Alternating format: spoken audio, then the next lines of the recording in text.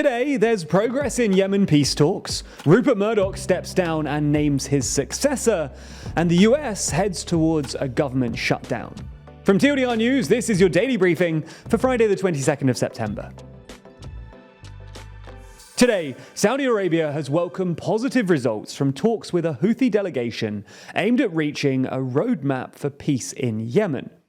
The statement from the Saudi Foreign Ministry comes after 5 days of talks with Houthi envoys in Saudi Arabia, which was the first official visit to the country by a Houthi delegation since the war broke out in Yemen in 2014. The Saudi Foreign Ministry statement says that the kingdom continues to stand with Yemen and its brotherly people, and encourages the Yemeni parties to sit at a negotiating table and reach a comprehensive and lasting political solution for Yemen under the supervision of the United Nations. While the chief Houthi negotiator said that they'd held extensive meetings with the Saudi side, in which we've discussed some options and alternatives to overcome disagreements that previous rounds touched upon.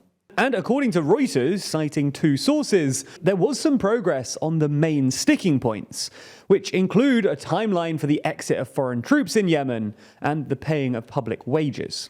And these discussions have been going on for a long time. The devastating conflict began all the way back in 2014 after Houthi rebels took the capital and overthrew the internationally recognized government, which fled to Saudi Arabia. A Saudi-led coalition then intervened, and war quickly became a proxy conflict between Saudi Arabia and Iran, who backed the Houthis. Hundreds of thousands of people have since been killed, with civilians bearing the brunt of the conflict, which has left up to 80% of the population dependent on aid. A Saudi-Houthi peace agreement alone won't be enough to solve Yemen's problems, as a broader political peace process is required to resolve things like the southern separatist movement. But it certainly is encouraging that some progress is being made. Now, there's more on the way, but be sure to subscribe and ring the bell to make the daily briefing part of your daily routine. Or just search for us in your podcast app of choice to listen along. Next up, Rupert Murdoch is stepping down as the chairman of Fox and News Corp and announced that his eldest son, Lachlan, will take over as the chair of both companies. The 92-year-old Australian media mogul made this announcement in a memo to employees, saying that the time is right for me to take on different roles, adding that his son Lachlan, the eldest boy, is a passionate, principled leader. But Rupert isn't disappearing just yet, with him announcing that he'll be transitioning to the role of chairman emeritus, and wrote in the memo that we have every reason to be optimistic about the coming years. I certainly am, and plan to be here to participate in them.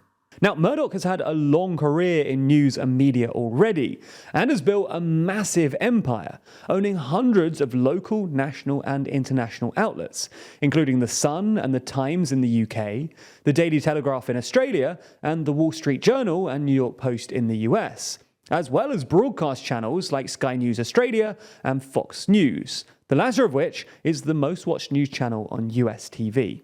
And the responses to him stepping down highlight just how divisive a figure he is. Piers Morgan, who's worked on and for Murdoch outlets over the last few decades, described him as a bold, brilliant, visionary leader, while ex-Australian Prime Minister Malcolm Turnbull said that he'd done enormous damage to the democratic world, in particular the United States. In fact, it was just this year that Fox agreed to pay nearly $800 million to voting machine company Dominion for broadcasting false claims about the integrity of the 2020 US election. That wasn't the biggest payout either. In 2011, he closed his News of the World tabloid over a major phone hacking scandal in the UK, and has reportedly paid out more than £1 billion to victims of this scandal. Let's stick with the home of Fox News, because the US is reportedly heading towards a government shutdown, as Republican infighting in the House of Representatives shows no sign of ending. A small group of hardline conservative Republicans have now twice blocked procedural measures on a key spending measure, with House Speaker Kevin McCarthy saying that some individuals just want to burn the whole place down. Even after McCarthy agreed some deeper spending cuts demanded by the Republican holdouts, the latest vote still failed, as half a dozen Republicans joined the Democrats in voting against beginning the debate on the Defense Appropriations Bill. With that failure on Tuesday, representatives headed home for the weekend with just 9 days until the shutdown deadline. If that happens, then the federal government's funding will expire as the clock strikes midnight and September 30th becomes October 1st. So Congress has until then to pass funding legislation, or else the federal government will shut down. Rather than passing a full-year funding bill, Congress could pass what's known as a continuing resolution, which is effectively a stopgap solution that extends the deadline by a month, allowing for more negotiations. However, even this seems impossible, as House Republican leadership pulled a vote on a continuing resolution early this week, as the party remained divided.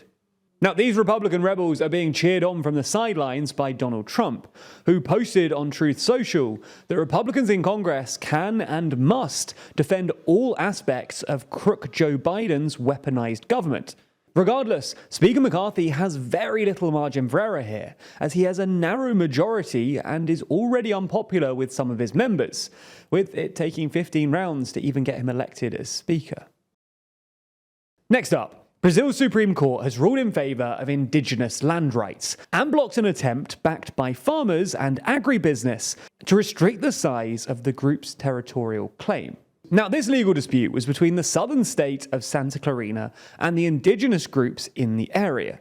That's because the state had been seeking to repossess land that, according to Brazil's indigenous agency, had traditionally been occupied by indigenous groups. However, state authorities used the so-called time limit argument, which argues that indigenous groups cannot claim land that they did not physically occupy in 1988, the year that Brazil's democratic constitution was ratified. Indigenous groups argue in return that this agreement is unfair and ignores that indigenous populations were forcibly displaced under Brazil's military dictatorship in the decades leading up to 1988. In the end, the Supreme Court ruled 9-2 in favour of the indigenous claim, with one of the justices saying that areas occupied by indigenous peoples and areas that are linked to the ancestry and tradition of indigenous peoples are a constitutional protection, even if they are not demarcated. Now, unsurprisingly, indigenous groups and their advocates have been celebrating this ruling, which is likely to have significant impact on land rights across the country, as this could set a major nationwide precedent. Finally today, major steps have been taken to protect our oceans, as nearly 70 countries this week have signed up to a new UN treaty aimed at reversing the damage done by humans to marine environments. The High Seas Treaty will create international parks in the high seas, which lie outside national maritime borders. These sanctuaries would prohibit fishing and subject human activity to environmental assessments.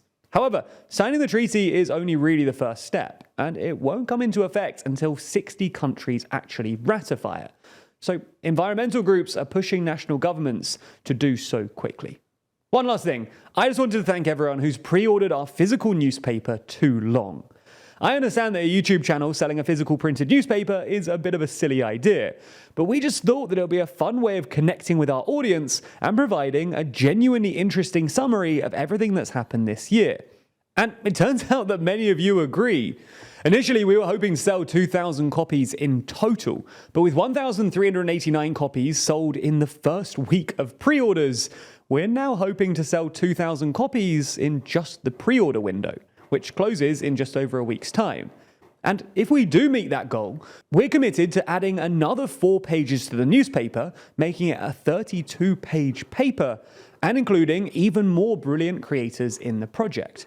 So if you want to support Too Long, then you can place your pre-order now. And with the pre-order window closing in a week's time, you really don't want to miss out. Especially as once the pre-order ends, you'll no longer be able to get your name printed in the newspaper as a special thanks.